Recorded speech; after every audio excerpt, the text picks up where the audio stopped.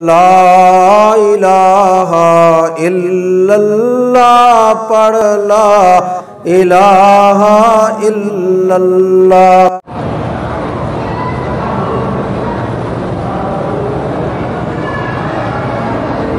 کہتے جی کہ لوگ کہتے ہیں، اچھا لوگ بھی شریعت ہے،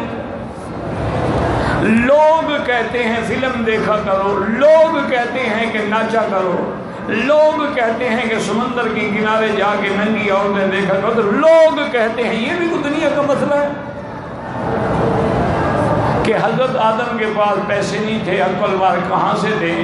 تو اللہ نے فرمایا کہ اچھا میرے نبی پاک پہ درود بھیج دو۔ حضور تو پیدا نہیں ہوئے تو درود بھیجنے کا حکم کیسے ہو گیا؟ او یار جھوٹ بولتے ہوئے کو شرم بھی تو کیا کرو۔ حضور کی بعثت کے بعد درود بھیجا جائے گا نا، جب حضور پیدا نہیں ہوئے درود کس پہ بھیجا جائے؟ ہاں اللہ کے علم میں تو یہ فیصلہ ہو چکا کہ حضور پیدا ہوں گے، لیکن یہ ساری بہانے ہیں۔ کبھی کہتے ہیں حضور کا نام دیکھا عرش کے کنارے پہ لکھا ہوا تھا، پھر حضور کا واسطہ دے کے دعا مانگی۔ یہ ساری باتیں ایسی ہیں جن کی نہ سند ہے، نہ اصل ہے، نہ دلیل۔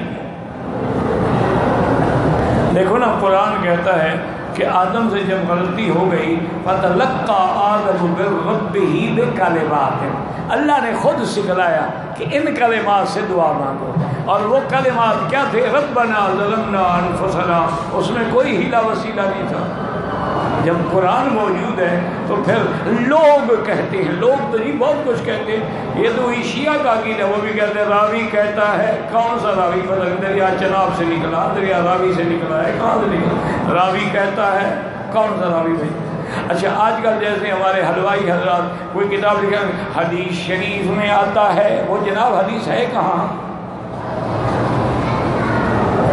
یا لکھیں گے بزرگوں نے فرمایا ہے، وہ کون سے بزرگ؟ یہ کوئی دلیل ہے، کوئی کتاب ہے، کوئی مذہب ہے؟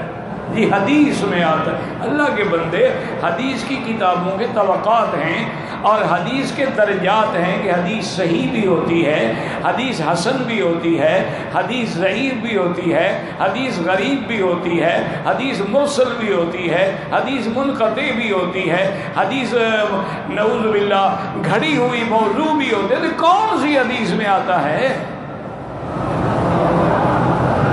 سوال ہی پیدا نہیں ہوتا۔ لیکن جو علماء حق ہیں وہ آگے لکھیں گے مسلم شریف میں ہے، بخاری شریف میں ہے، ترمذی شریف میں ہے، سیاہ ستہ میں ہے، موطا امام مالک میں ہے، موطا امام محمد، آگے حوالہ دیں گے باقاعدہ۔